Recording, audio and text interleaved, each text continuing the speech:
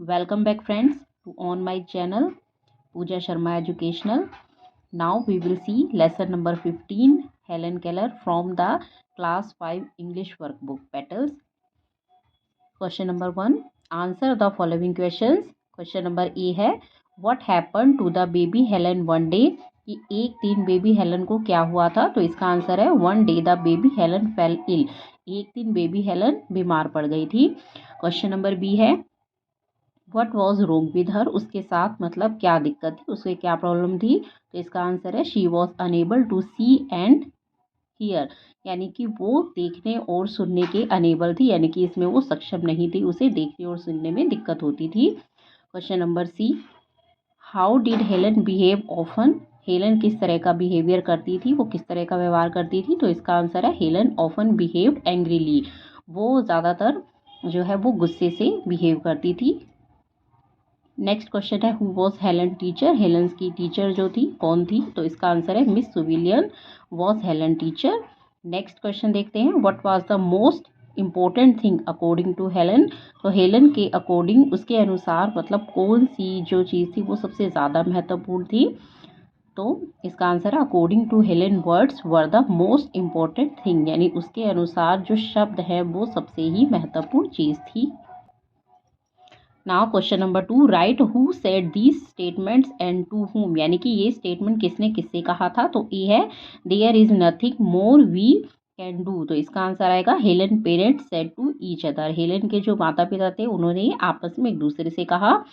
B the baby may not live, ये sentence किसने कहा था, Helen parents said to each other, ये भी उन्होंने आपस में जब वो बातचीत कर रहे थे तो वो आपस में वो बोल रहे थे ये.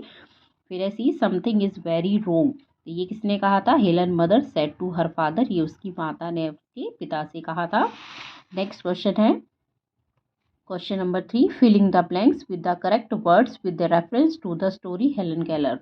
It was the dash of 1880, तो इसमें आ जाएगा summer. One day the baby fell ill, the parents tried their best to help her get better. तो यहाँ पे ट्राइड और टाइड इनमें से हमें चूज करना था, तो इसमें आ जाएगा tried. Next the child was unable to see and hear, Helen began to grow. इसमें देखिए हमें इसमें से हमें चूज करना है विल्ड या मिल्ड वाइल्ड, तो हमें इसमें से ये वाइल्ड को हम फिल कर देंगे.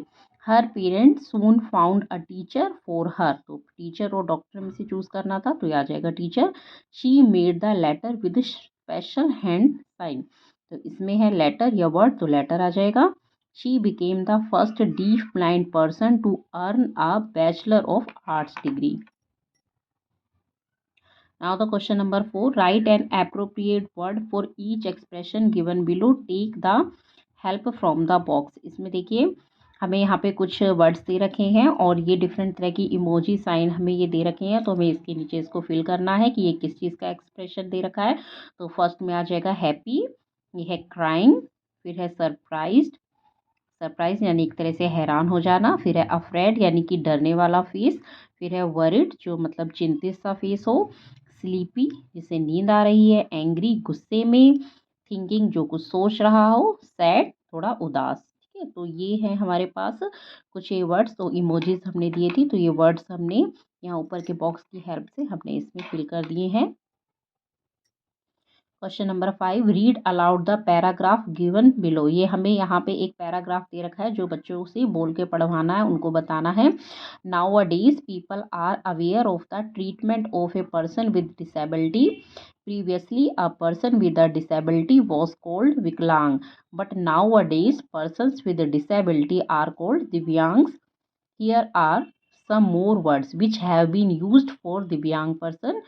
तो ये है deaf, a person with hearing disability, यानी कि डीफ क्या होता है, जो सुनने में जिसकी क्षमता नहीं होती है, जिसको सुनने में दिक्कत होती है. फिर है डम, ये आ जाएगा a person unable to speak, जो बोल नहीं सकता है. Blind, a person visually impaired, यानी कि जो देखने में असक्षम है.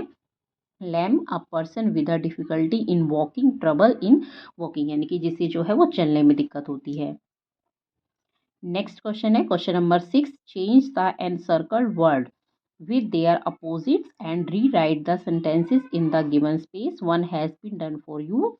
तो इसमें देखिए एक सेंटेंस किया हुआ है, गौरव इज़ अ टॉल बॉय। तो टॉल का जो अपोजिट होता है वो होता है शॉर्ट।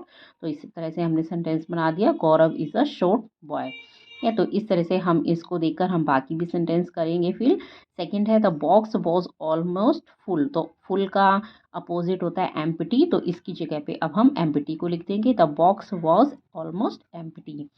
नेक्स्ट है, प्रिया वॉज वेरी हैप्पी। तो हैप्पी का अपोजिट होता है सैड। तो ये आ जाएगा, Priya was very sad. Next, the question is very difficult. Difficult का अपोजिट होता है ईजी। तो ये आ जाएगा हमारा, this question is very easy. Next, Jitendra is a rich man. Rich का अपोजिट होता है पुअर। इसका आंसर आएगा, Jitendra is a poor man. Next question है question number 7, read aloud the sentences given below and add un before the following words to make new words, one has been done for you. यहाँ पे हमें देखिए कुछ words दिए हैं, हमें उनके आगे अन वर्ड को जो है ये यू एन, दो हमें लेटर्स जो है इसके आगे हमें लगा देने हैं। और इस तरह से जब भी हम वर्ड्स के आगे इनको लगाते हैं तो उसे कहा जाता है प्रीफिक्स। जैसे एबल, तो इसके आगे जब हमने अन को लगाया तो ये बन गया अनेबल। सीन में हम अन ऐड करेंगे तो ये हो जाएगा अनसीन। थर्ड है हैप्पी, हैप्पी में अन ऐड करेंगे तो आ जाएगा अनहैप्पी। इस तरह से ये बन जाएगा अनलेस। और नेक्स्ट अनफिट। देखिए, अ लेटर और a group of letters which is placed at the beginning of a word to make a new word, it is called a prefix. तो देखिए इसमें प्रीफिक्स का मीनिंग हमें दे रखा है कि जब हम किसी वर्ड के आगे कुछ वर्ड को ऐड कर देते हैं जिससे कि एक नया वर्ड बने तो वो हो जाता है prefix. Adding a prefix can change the word into another word और मीनिंग। जब हम प्रीफिक्स को लगा देते हैं तो इससे एक नया वर्ड जो है वो बन जाता है, यानी कि वर्ड जो है वो अनदर वर्ड या दूसरे अर्थ में शब्द में वो बदल जाता है। इस तरह से हमें कुछ एग्जाम्पल दे रखे हैं, जैसे अनेबल, मैच में लगा सकते हैं, मिस मैच हो जाएगा, mistake, misguide, impure, impossible, imperfect. ये सारे हमें प्रीफिक्स के एग्जाम्पल दे रखे हैं। Next question, question number 8, make two new words by adding the given prefix. तो हमें यहाँ पे जो है इस तरह से वर्ड्स दे रखे हैं, हमें उनके आगे जो है प्रीफिक्स लगा के न्यू वर्ड को बनाना है। फर्स्ट है डिस्क्लोज, तो हमने इसके आगे लगाया disable, dislike. Misbehave, mistake, misuse, recall, return, remix. Pre से बनेगा प्रीटेस्ट, प्रीपेड, प्रीव्यू। तो इस तरह से हमने इन सब में प्रीफिक्स लगा दिए जिससे कि हमें एक नया वर्ड मिल जाता है।